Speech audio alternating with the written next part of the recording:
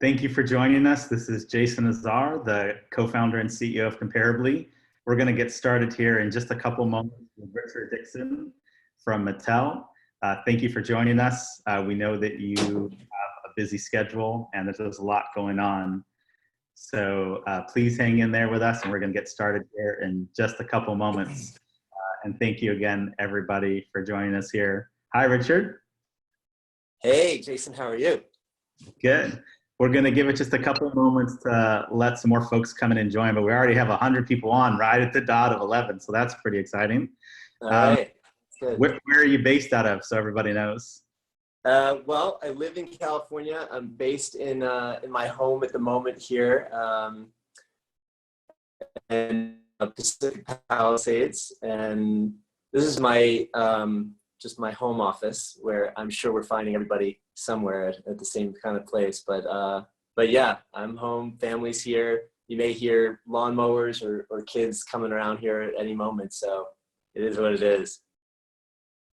Yeah, as we talked about before, my 2.5-year-old son may make a guest appearance on our webinar. We're based in LA too. I'm an LA native. I grew up out here, and our office is 2 blocks from the beach in Santa Monica. So happy to have all the folks joining that are from the Southern California area. Also happy to see people that are based in San Francisco and New York and Chicago and globally in London and Tokyo joining us as well. We're very honored to work with Mattel, have them as a customer. And Richard has just an absolutely amazing background at the company. I consider him a creative genius, and so you're all in for a real treat today. We're going to give this just another minute or two and get started. How many kids do you have at your household right now that are keeping you busy? Well, I have 2 boys, 2 teenage boys, and they're both athletes and not stay-at-home characters. So this is really trying on all of us, but particularly them. So if they can stay still while this is happening, you will not meet them. But you never know. They make an appearance. Yeah. Well, I may need to get some parenting advice for you. We have 2 boys, and our second is just a couple weeks old, and so. Oh wow, that is that's a full day. Very appreciative, and so many of us here, now at home full time with our families, managing parenting, managing work, trying to make sure that everyone's got some sort of balance. Well, they can't go out and do the activities that they normally do, and so we'll have a whole range of topics to go over here today. Well, we got lots more people still joining in, but let's officially kick off and get started. Thank you again, everyone, for joining us. I hope that you are staying safe. I hope that you are staying sane. For those of you that I have not had a chance to meet, I am Jason Nazar. I'm the co-founder and CEO of Comparably. We are a platform that helps companies with their employer brand, with their recruitment marketing. We're an employee review site where employees rate and review their employers. And I'm a serial entrepreneur, have started a couple different businesses, sold my last company to Intuit in 2013, and based here in LA, invested in a lot of companies. And both as a customer and as a business leader, have always just been incredibly in admiration of everything Mattel did. Got to know a bit about your background, Richard. You have an amazing new hire in Dina, who we love and is the best head of communications you could ever imagine. But would love for you to introduce yourself. And obviously everybody knows Mattel, but maybe just fill people in a little bit more on the rich history of the company before we get started.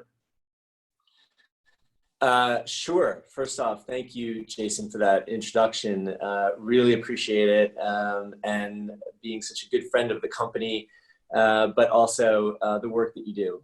We greatly appreciate it. So I'm happy to be here with you today and with everybody out there at a trying time and finding new ways to continue to do business and communicate and learn and grow and be inspired. So hopefully the time that we spend together will do some of that for everybody out there. But particularly for me, it's always great to share what's going on at Mattel and certainly how we think and operate the company. you know, the company itself, it's a storied company, 75 years old this year. In fact, this is our birthday year. There were lots of planned celebrations that we were going to do around the world that unfortunately we're going to have to, you know, adaptively create how to do it. But it's an incredible array of history, legacy brands that have certainly stood the test of time and gone through many trials and tribulations that the world has had, including now the coronavirus. Yeah, absolutely. And you have a really rich history with the company. You've done 2 different stints there. I have, actually. This is chapter 2 for me. I was here for from 2000 through 2009, which was an incredible experience for me. I had a variety of different roles at the company during that time, but probably most notably known for running the Barbie brand. You know, despite, you know, running media and marketing, entertainment for the company and touching lots of brands associated with it, the work obviously on Barbie was most recognized. And obviously it's a team effort, no matter where you are at Mattel. But my first chapter at Mattel was extraordinary. I left Mattel and went and ran a fashion company out of New York for almost 5 years as president and CEO of brands. Another storied company with legendary brands in the fashion space, many of which that also needed revitalization.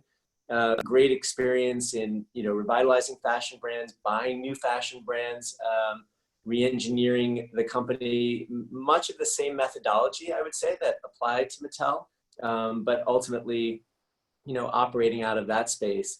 And just as we bounce around here in terms of my own narrative, the start of my career was actually at retail. I started my career at Bloomingdale's, executive training program, which is, you know, the equivalent of the mail room, and grew through almost a decade at Bloomingdale's to ultimately run the cosmetics division and buy fragrance treatment and the various different, you know, business aspects of cosmetics. Loved the beauty industry, loved Bloomingdale's, loved retail. It's sort of a love-hate relationship that any true retailer will tell you. I left Bloomingdale's actually without necessarily a destination to go to in relation to another big company or big brand or competitor. I left Bloomingdale's at the time to go start a venture in what was a really budding new opportunity called the internet. E-commerce was at its, you know, early stage back in 1999. And I left Bloomingdale's and started a company with a group of very talented leaders also from the beauty industry. And we started a company called Gloss.com, which was a commerce content company focused on beauty. Another incredible experience at an incredible time. Early days, obviously, in e-com and technology, so it really was entrepreneurial and a thrill, particularly after being at Bloomingdale's for almost a decade. We grew that company and eventually sold it to Estee Lauder, which was really, I think more than anything, a recognition that we had actually built a brand in a space that didn't exist. And at that time, that was quite an achievement. And then ultimately, the company was acquired by Estee Lauder. Right, there was a call coming through. And then soon after at Lauder, I was recruited to join Mattel. So in all, you know, you've got my retail background, beauty, and the variety of different aspects of, you know, what it took to run businesses at Bloomingdale's, a bit of technology early on with e-commerce, and then took the leap to toys, back to fashion, and then back to toys. So it's been a journey. Yeah, well, looks like one that you've mastered and lots of things for all of us to learn from your experience. So on that note, we want to open this up in the last third of the session for your questions. So if you're on our live Zoom chat right now, you'll see that there's a Q&A section. Please feel free to go ahead and leave your questions in there. I'll be asking those to Richard. And so we want to make sure that your questions can answer, that you can get feedback directly from Richard and all of his incredible experience. So please start adding those in, and we'll open this up for the audience Q&A at the last part. One of the things you just made me think of, Richard, is both between your startup experience, this is my fourth startup. I'm always like, hey, look at us, you got to notice what we're doing. You have managed and are managing brands that are 75 years old, multi-generational, means so much not only to kids today, but to their parents, to their grandparents, maybe their great-grandparents. What's that been like for you to have that kind of responsibility? And how did it affect your decision-making? Did you find that you were more conservative or you felt like you had to be more aggressive? I think I take a lot of pride in working on brands that have legacy. And it probably was an appreciated value that I learned early on working at Bloomingdale's. At Bloomingdale's, you're not actually creating brands.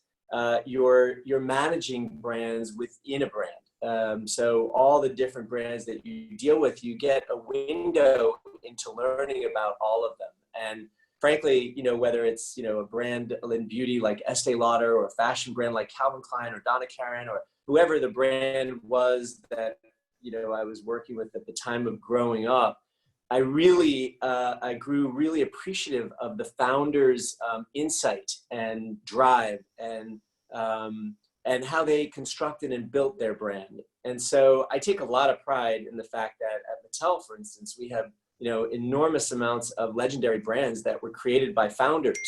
And part of the beauty of what I find in brands is that the origins of them started with some insight or some want or need that was created. And the ability for those brands to endure the test of time is to ensure that that original ingredient, that DNA, is always preserved and in fact recognized. And as you move through time, the challenge is, how do you keep them relevant? Never losing sight of their authenticity or their DNA, but how do you create relevance off of a brand that was arguably, founded, decades prior? So Mattel is filled with those. I can give you, numerous examples of how our team keeps these brands relevant, but I certainly take a lot of pride in whatever chapter I provide in terms of leadership over legacy brands. And ultimately, the goal of any leader, particularly of a brand that is inherited, is to leave it better than you found it. So how you do that ultimately is to ensure the brand's relevance, drive its authenticity, and figure out how to continue to grow it and expand it in whatever time you're living through. Yeah. Give us a window.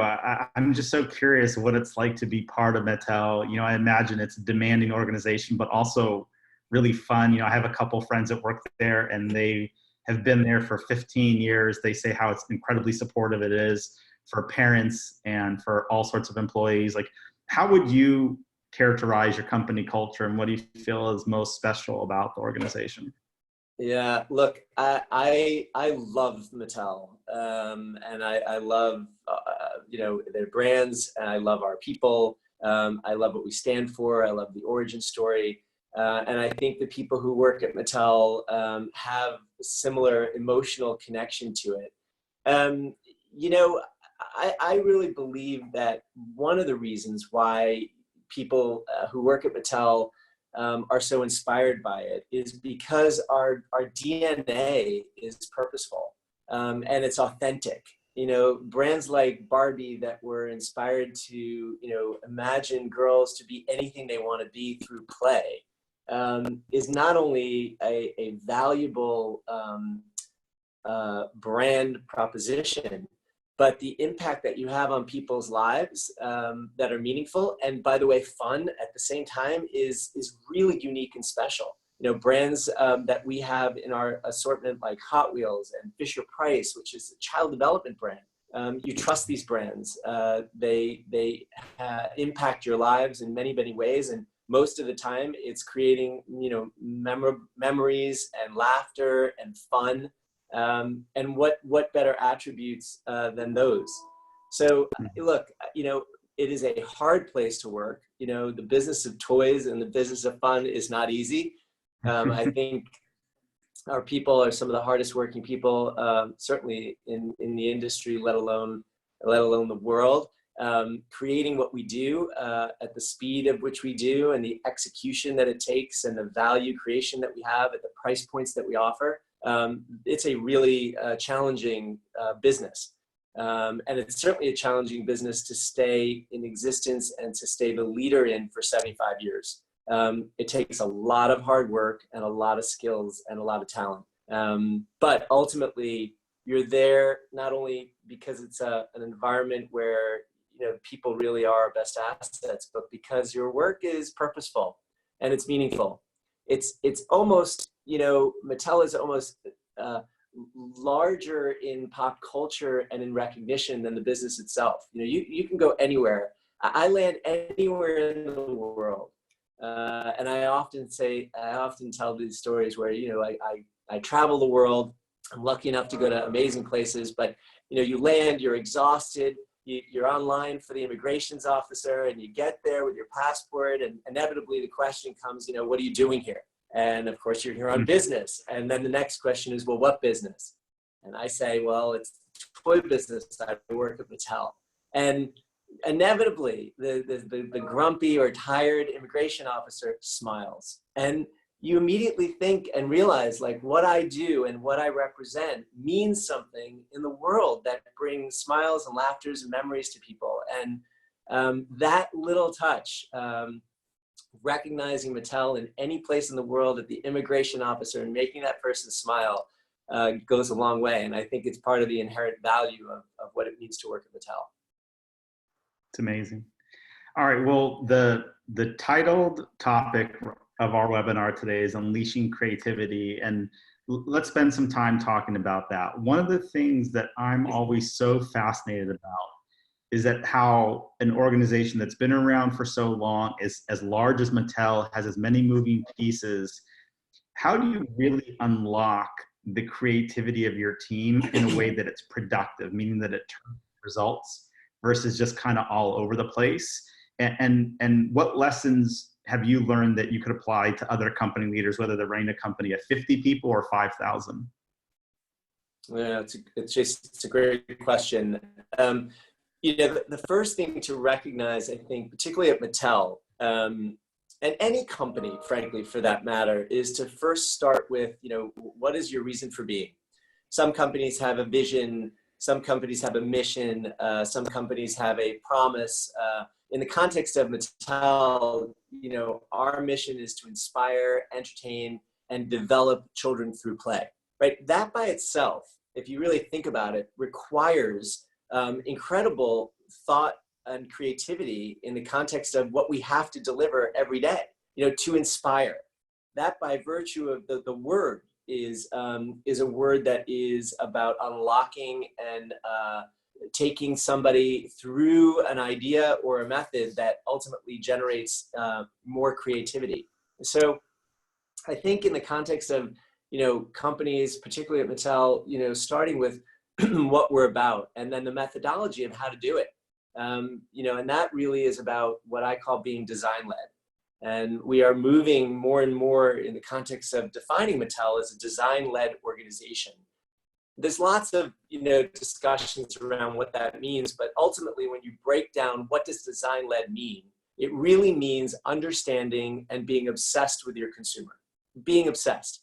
Whatever that may be, in the context of insights in what they do during their day, what their likes are, dislikes are, what's happening in the context of culture for your consumer, what are they influenced by, what are their wants, what are their needs, recognizing that there's a lot that you can garner from studying and understanding your consumer, and then filtering that back through a brand's DNA or purpose. So whether, that's a Barbie, a Hot Wheels, a Fisher-Price, a Thomas, or even an Uno, the number one, selling card game in the world, how do you take insights and understanding your consumers, filter that through a brand, and then create both product and brand narratives?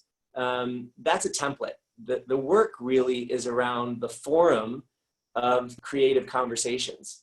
And at Mattel, again, we like to think that creativity is part of everybody's day job. Mattel's name, the origins of the company, was called Mattel Creations. just by virtue of that name, you know that you're dealing with a creations company. And therefore, all ideas are welcome. You know, and sometimes creatives or creations are sort of limited to a designer or an artist, a sculptor or graphic designer. But the reality is, you know, creativity lives in all of us. And, you know, you can date back to when everybody was a kid. You know, creativity was abound. Arts and crafts were for everybody. Music was for everybody. Your style could be whatever you wanted because you were a kid and you could express yourself however you wanted. And then as you get older, you lose that freedom, or you're bucketed in certain professions that aren't deemed creative, when in fact, everybody is creative and they've got creative contribution. So we like to set up forums. We like to open up conversations. We like to be provocative in poking and thinking and having conversations that inspire creative conversations. And I think that's really part of the DNA of Mattel.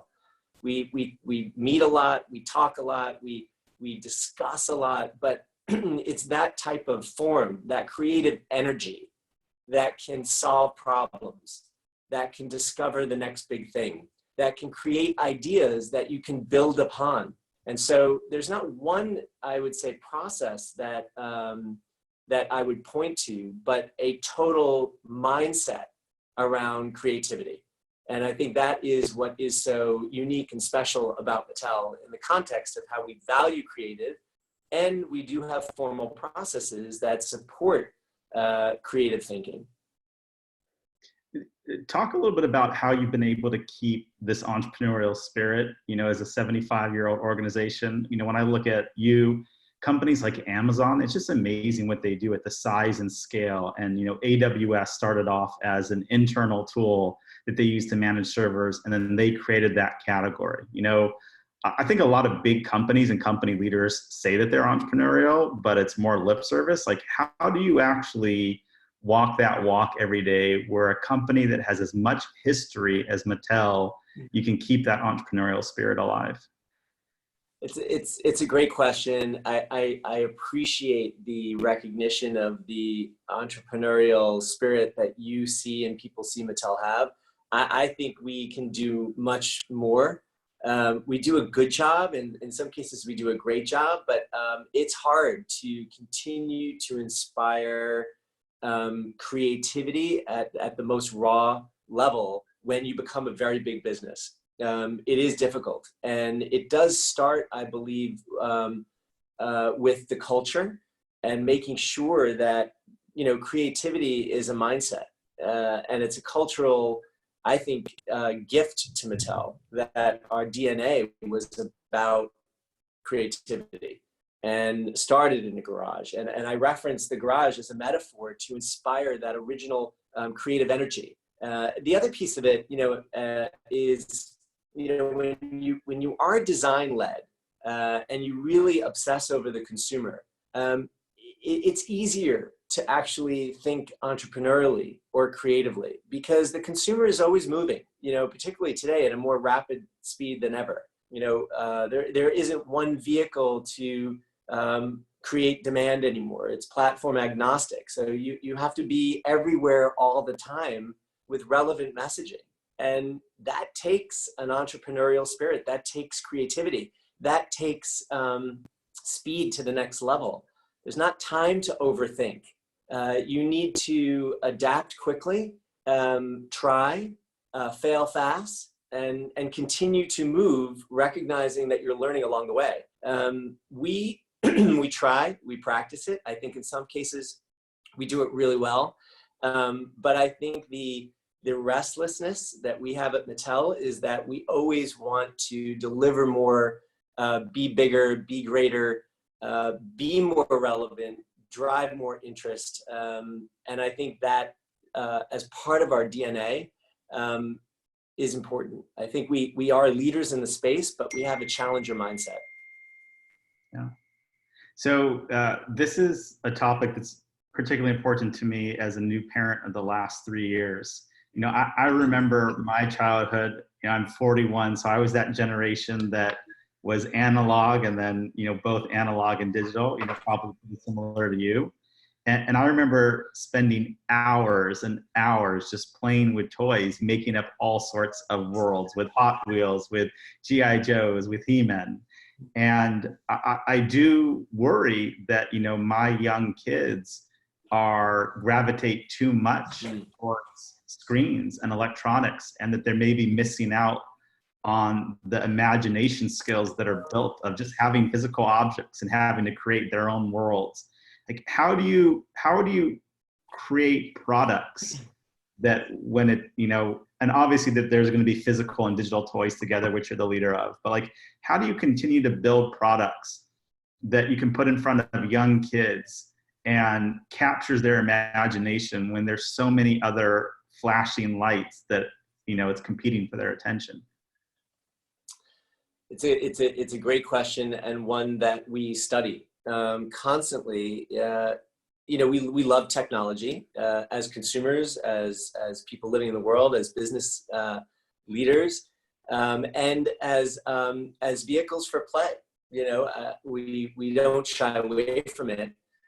In fact, you know, we spend a lot of time working on how our brands get integrated appropriately on screens, whether through game or content experiences. It's important to obviously be there because that's where our consumers are.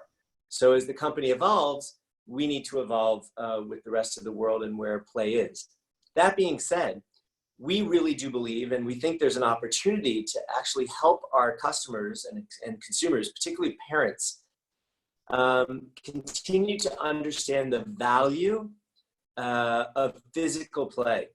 And in particular with our DNA, which is around purposeful play. You know, each one of our brands was born with an insight or a value that was about development, unlocking imaginations, and watching kids play Hot Wheels or build Mega Blocks or play out a world of Barbie or learn about American history through American Girl. There is enormous value in physical play that is today a really important and arguably even more valuable skill set than ever, which is about creativity and unlocking imagination. In some cases, it's physical development, cognitive development, social development, emotional development, all using toys and play as part of that process. It's up to us to explain the values of play in a more pronounced and important way. We do that. In fact, we just launched Mattel Playroom, which is a reaction based on consumer need, particularly today. Parents need a destination. They need activities. They need tools to occupy their kids in a meaningful way. We quickly launched Mattel Playroom, which is a hub where you can go for both parents and kids, play essential tips, understanding the value of play, sorting our products through cognitive, social, emotional, and physical development, providing activities and crafts for kids to be busy with that's actually developmental at the same time, and encouraging imagination. You know, I think there was a statistic I saw, where 67% of the future jobs that this young generation is going to have doesn't exist yet. Well, that just means that creativity is more important than ever. It's probably one of the, if not the most crucial skill set that kids of today need to nurture and develop for the world tomorrow.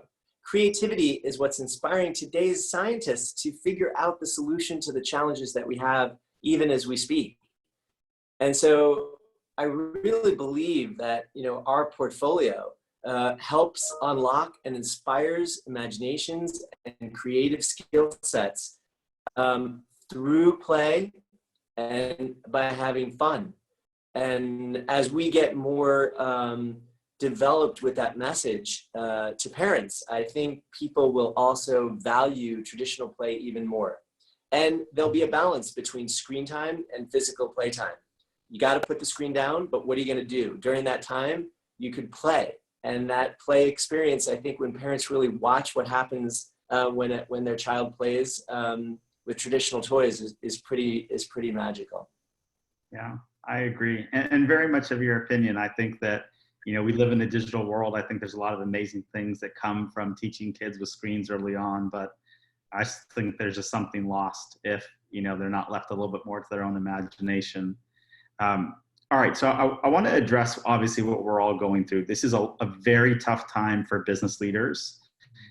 It's a very hard time for folks working at companies. Obviously, a lot of people are not at the companies they were at. They may have been let go or furloughed. And, if we take the adage that, necessity is the mother of invention, like how should business leaders be thinking about leveraging creativity, not just their own personal creativity, but the creativity of their team to solve challenges like this? I mean, this is a time that most of us have never gone through. What are the things that you're doing internally at Mattel that other, executives and business leaders and teams could learn and benefit from? Yeah, well, look, I think companies are needing to adapt very quickly to a new normal. And I think first and foremost, if you're sort of ordering what to do, first and foremost, obviously companies need to protect their people, their assets, and their business in trying times. And certainly the health and well-being of their population is first and foremost. Beyond that, it's the communities that we live in and how we can use our business, our tools, our people, our means with the right balance to help our communities. And through that, I believe it also unites a company as a community by itself that has more purpose and more meaning than just sort of what it does, but what it represents to its own community and the community that we live in. The second piece is once you sort of bridge that, you're then in an area where there's opportunity, and it's difficult to imagine being opportunistic at a period of time that's so challenged as a people. But again, it's about adaptive creativity. It's about thinking about your consumers today, their wants and needs, what's happening in the world, and how do you adapt your creative message, your product, your programs to fulfill a want or a need. And that by itself ultimately has to be nurtured and developed as a conversation. As I said before, great ideas can come from anywhere, but you need to create the forums to express those ideas. And there is no bad idea. In fact, even a bad idea becomes a process of elimination. It's not a bad idea. It's listed as an idea that arguably is wrong for the moment, but maybe not wrong in another moment or at another time. So in the context of creating that forum, gathering people around a consumer insight or a data point or a conversation that can spark the creative energy that ultimately helps solve a problem or create a solution to a need that is out there that hasn't been met yet. So from a Mattel perspective, we're having, twice a week with my leadership team, I have hour-and-a-half conversations with each one of my leaders as a team. We obviously go over and share an update of what's happening, but we talk about the world at large and the business and the category and how we're adapting ourselves, our categories, our narratives to the new consumer norms. And through that, we come out with ideas and solutions. Product solutions are, in the making right now. We're about to launch curated product that highlights the frontliners of our current pandemic. We're going to celebrate them as heroes. We've got other products and programs that are being developed in the context of helping parents teach kids about the current challenges that we're experiencing. Our content is being reshaped to include topics like sustainability, topics like values, various different ways that we can be part of the conversation culturally. And all of these are born out of forums for our team to collaborate in creative conversations and ideas. And once we get through that, we then move into execution mode. And that has a whole trial and tribulation of it. But I think the first thing is really to start with, your consumer, and then what are ideas that we can do and deliver around what we do to appropriately address their wants or needs. And I think that that formula can adapt to any company. And again, like I've said, creativity, it's not magic. It's a skill set. And you have to nurture and develop that skill set, but you need to create the forums with permission to feel confident to share ideas that may or may not be the right idea, but it's okay. Creative confidence is also a really important attribute I think we as leaders and as companies need to nurture and develop. You never know what's out there in your own company with your people, and what spark could be had that ignites, not only a business, but impact in the world. Yeah, I love that. And I'd like to stay on this and maybe take it even one level deeper to more tactical. And I'll give an example myself. I've sometimes struggled, especially, earlier on in my career as a CEO and a founder, of striking the right balance between opening up enough of the team's creativity and trying to stay focused. Obviously, in a time of crisis or when a company is trying to break out of the pack, it can be death by trying to do too many different things. I think it'd be really helpful for folks to hear, how do you balance creating those open forums and inviting everybody to participate in that process, and then being able to say, okay, well, here's where we need to focus. This is where we need to go, or your idea is a good one for a different time and place, but how to deliver that message that we can't move forward with that idea right now? It's a great question, and one that we struggle with. So just because I'm sharing the context of how we think and what we do, it doesn't mean that we don't have the same trials and tribulations that everybody else does. We certainly are challenged with that. Many times, in fact, my metaphor for Mattel sometimes is, we have a candy store that has so much candy, and you want it all, but you can't have it all. And you got to pick the right candy or the right spots, and execute brilliantly, because otherwise you're trying to do too many things and you actually lose the plot, and it becomes a very frustrating process. And we certainly have that, or our degree of it, but I do like to think that through the myriad of creative conversations, gates, milestones, and processes that we go through, it actually hones in on the idea, whether it's a narrative or a product. And in fact, when you do limit your projects, and focus your creative more specifically on those projects, you actually could ignite even more creativity. By providing frame, or providing sort of a limit to what we do, but inspiring more creative thinking around doing fewer things better, you could scale great ideas more effectively. That process is hard. However, it can be really, really fruitful. And once it gets going, it's I was going to say contagious, which is totally the wrong word for today. But once it gets going, it becomes it's a build. It's a build. It becomes a small project can become a large one, because you really focused creative energy on building it to be even more impactful. In many cases, sometimes we look at one product that could inspire a whole host of narratives, content, digital gaming, PR, marketing communications, various different ways that one product idea inspired a whole world of thoughtful narratives. Yeah, I'll add a point in, and then so one of the things that from my perspective, I've come around to is really just inviting my team to own the outcomes. I think 10 years ago, I would either consciously or unconsciously kibosh a lot of my team's creativity.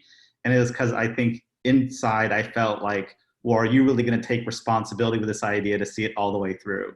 And I think what I try to do today is give people more permission to go after the ideas that they want, but then they have to be responsible for driving an outcome. There's this amazing show on Netflix, looking forward to seeing more of your brands on it, The Toys That Made Us. And they actually talked about the G.I. Joe story of how it was originally started, right?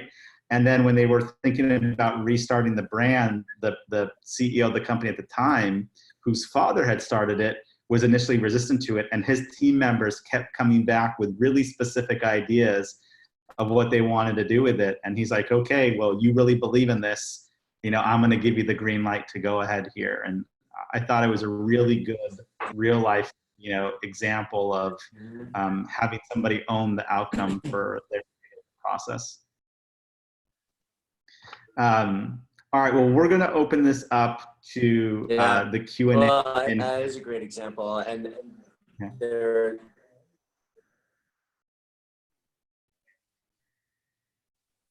Richard, you're cutting out just a little bit, and the screen got full. Yeah, so you can hear me okay, right? Ooh. I can hear you.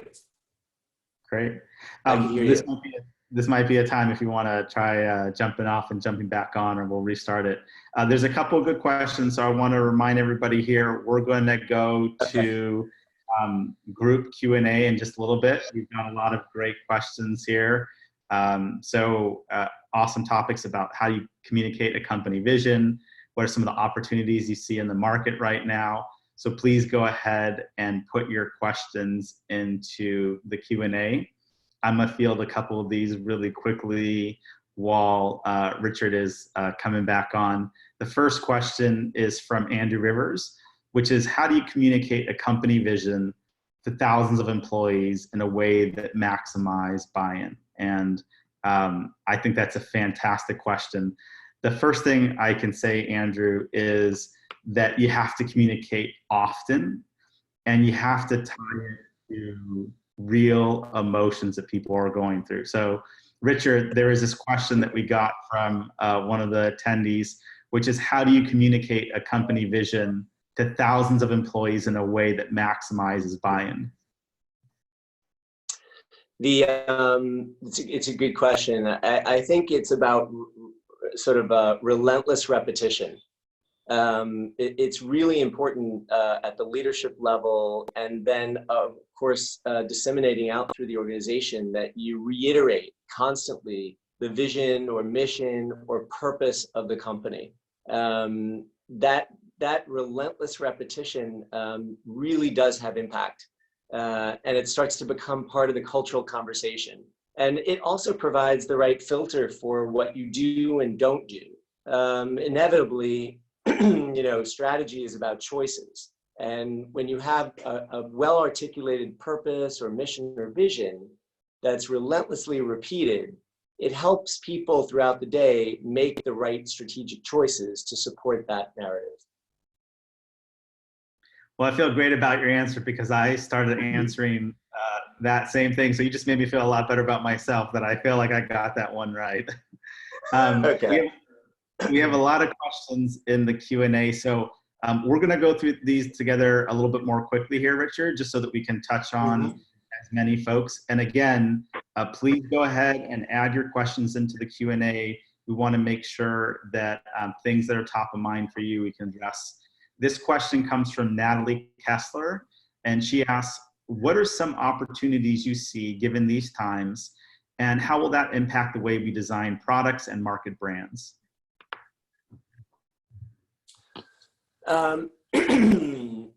Look, I think, again, it goes back to, what brand do you represent? What are its values? What is the purpose? And then really talking about that in relation to consumers' wants and needs today.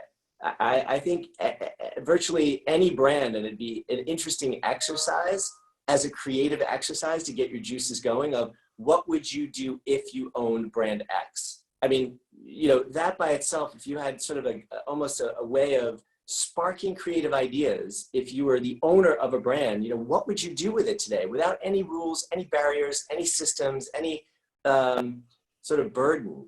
And sometimes, those type of like creative exercises opens up the ideation, and then you can sort of back up from there. What are the obstacles that are preventing you from doing it? And convert the conversation from a yes, I can versus a no, I can't, and tackle the obstacles. So I really think it's really more about what is the brand that you're working on, and then what is the consumer insight, and how do you challenge yourself accordingly. The next question comes from Kelsey Woodworth, and she asks, what are your recommendations for brands in a time of crisis who can actually help and do good during this time? We want everyone to know that we're here to help, but we don't want to inappropriately toot our horn or bang our own drums. Yeah, thank you for that question, Kelly. That's a really, there's a really careful balance.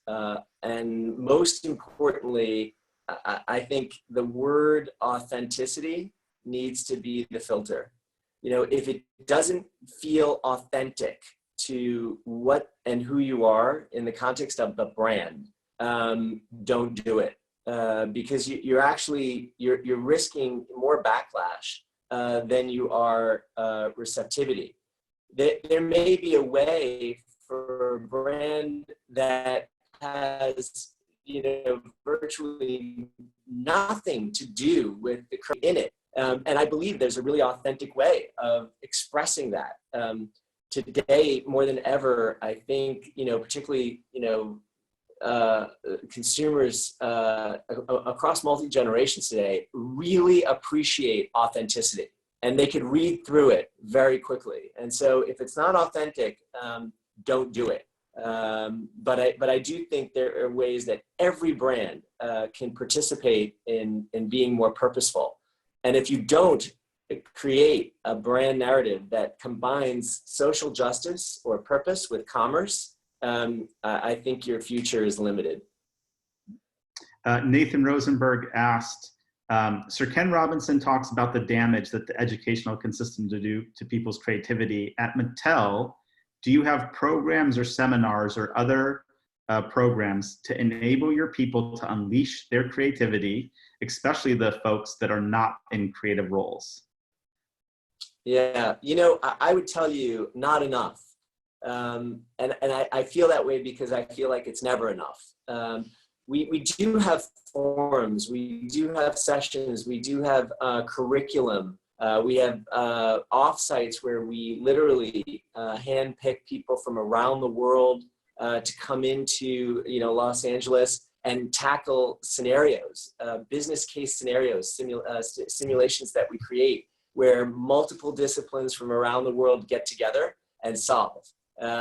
It's a brilliant program, and we have a few programs like it, but I never feel like we have enough, because in the ones that we do, the results are so great that you wish you could multiply them out as quickly as you would like. But we do have those forums, and I do think more companies, take the time, although it's hard to find time is the luxury, to create the day or two and problem solve as a team across multiple disciplines. You'd be so surprised at some of the great ideas that come from people that you never knew would contribute to them. So we do have them. I'd love to think we should do more, but it does provide a lot of success for us. Ashley Quinman asks, as a leader, how do you strike the balance between empowering your team to make autonomous decisions while still ensuring they're staying true to core brand values?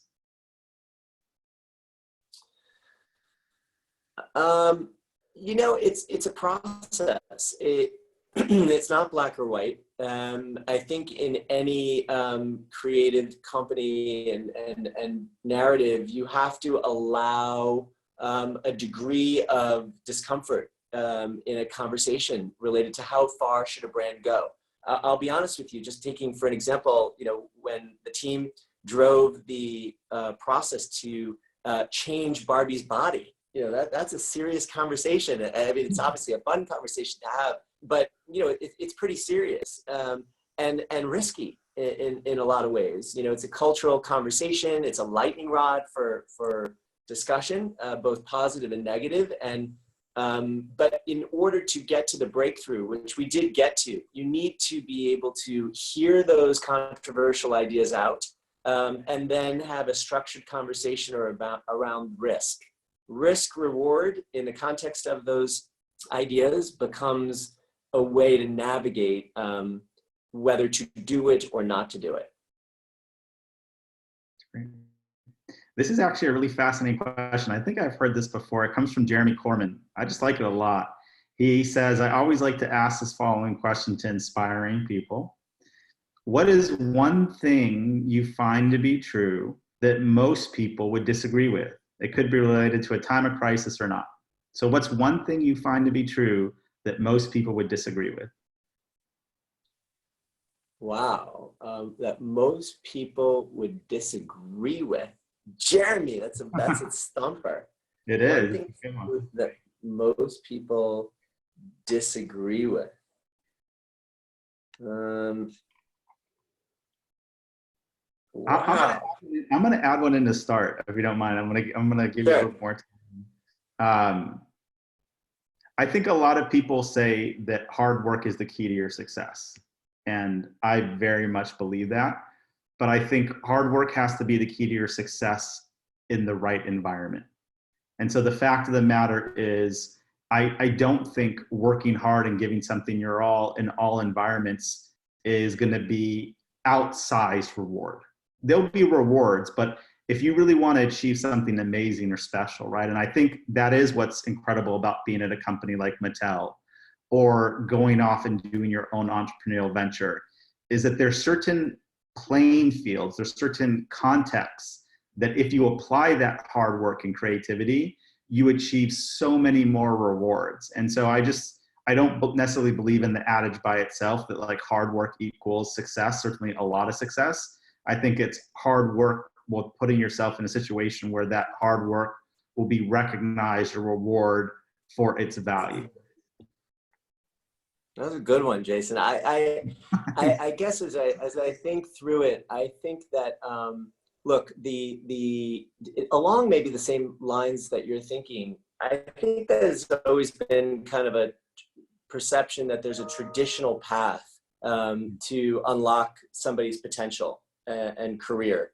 And you know, if you do this and this and this and this, you're gonna get to this. And I think that today more than ever, I think it's about your own path. I think changing and experiencing different things can add tremendous value to your long-term potential. And I think, you know, unfortunately, I think most people would disagree that, you know, you've got to sort of stick to a discipline. And in fact, I don't think so. I think if you really do, and it sounds cliche, follow your passion and be able to be brave enough to change completely, jump into a totally different pool because it's calling you, because you're curious. I actually think that breakthroughs can happen. And I think there's a risk reward there, but I think most people would disagree in the context of, you know, no, cultivate, stay the path, you know, put the time and effort into the discipline, and you'll be rewarded. And I tend to think that maybe coming at it from different places should be more recognized today than it's not. So it's a good question, Jeremy. It's great. There's another thing I always think about, which I think sometimes people feel like they have to diversify their skill set too much, when you often can take the thing you do really well, and if you just do that one thing exceedingly well, that's what can lead to a lot of success. There's another question here from Christine that I think it will be really helpful for folks, Richard. In this new normal, how are you connecting with your consumer? How do you see experiences, events, in the future with retail? Well, you know, it's funny because this experience hasn't necessarily changed how we connect with our consumer. We like to think that we're constantly in connection with our consumer. We have enormous research and insights and studies that are ongoing. So we're always in touch with what's happening. Clearly, what's happening is unprecedented. So the subject matter of what our consumers are dealing with and the trials and tribulations are what's interesting for us. But we are always studying our consumers in the context of, you know, what's happening in their lives. I think what's changed dramatically is how we communicate back to our consumers, and the curated message, both in what we say and how we say it, and ultimately where we say it is changing. You know, obviously in a digital dialogue that is now more than ever, you know, agnostic. We've got to figure out ways to reach our consumer and adjust how we message to ultimately drive connectivity. And it is a game changer. It's iterative. It's happening in real time. And we're trying constantly. And I referenced Mattel Playroom. That was an immediate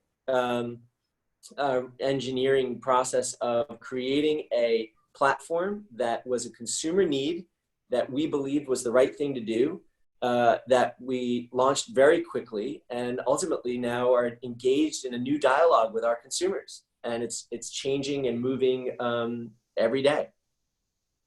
That's great. All right, so I'm going to field one or two more questions from the audience, and we'll wrap up. I think this one's particularly important for a lot of people, certainly has a large degree of creativity in it. And it's, what advice would you give to job seekers to stand out in the crowd as a potential applicant, considering the massive numbers of great candidates seeking employment right now? I think coming in well-studied, around the subject matter, and be prepared to have a confident, not cocky, but confident dialogue around the current dynamics of the business, whatever the business is. You know, approaching an interview as a confident conversation around the subject matter becomes really interesting for the person who's reviewing it. You know, it's one thing to, this is where I'm from, this is what I've done, this is my career, this is my background. You know, we could read it. And of course, when you say it, you know, you get closer and you understand it more. But what you're really doing, that's foundational. What you're really trying to prove is that you're the person to be part of the company and solve problems or create opportunities to further the purpose or mission or vision. And I think the more studied you are around it, and the more that you can think about ways to have a confident conversation and prove your interest and competency around the subject, I think that's the kind of impressive moment that that today's candidates need when they walk away. What would you say are the 3, 4, 5 most defining characteristics that you look for people on your team? Like what adjectives would you use to describe the people that you most want to hire? So I like to really, authenticity is really important to me. You know, really understanding if you can feel like who you're dialoguing with is authentic. And through authenticity, honesty is a really important characteristic. You know, you don't have to, and by the way, no one knows it all. No one knows it all. So you have to recognize that, you know, you're a person with great experience that can be that can apply to whatever it is that you're trying to do for a company, but you don't know it all. So I think authenticity is really important. I think curiosity is a really important attribute today, because curiosity to me feeds creativity. You're a learner, you're curious. To me, that inspires me to believe that you can come in and tackle problems, and that you'll spend the time and consideration creating solutions to those problems. I also think being genuine, you know, true to, you know, who you are, what you represent, what your skills are, what your skills are not, what your strengths are, what your weaknesses are. I think being genuine and being confident about that is incredibly important.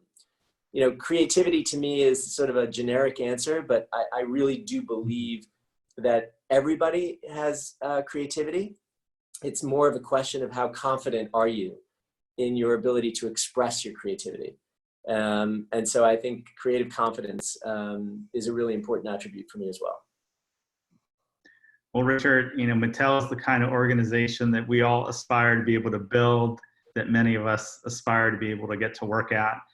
It's clear to see why so many people love working for you as a leader there. One of our team members used to work for Mattel, and she is praised about you know, you and all the great work you did there. And so, you know, as you talk about the values that you look for, you know, I think you've shown everybody today how incredibly authentic and awesome and giving you are. Thank you so much in your busy schedule to make the time for all the folks who are on here today are going to be able to hear it afterwards, and keep doing the great work. And our house is certainly going to be filled with more and more Mattel boxes in the weeks and months to come. And so we're excited to see all the amazing developments. And thank you again so much for making the time today. You were all fantastic.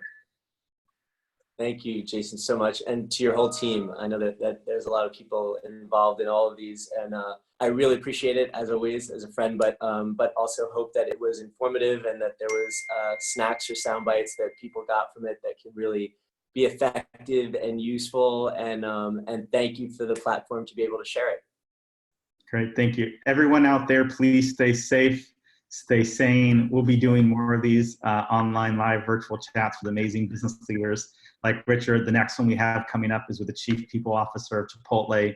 So if you'd like to join us there, please do. And thank you so much, everybody. Have a great day and have a great weekend. Bye, Richard. Thank you.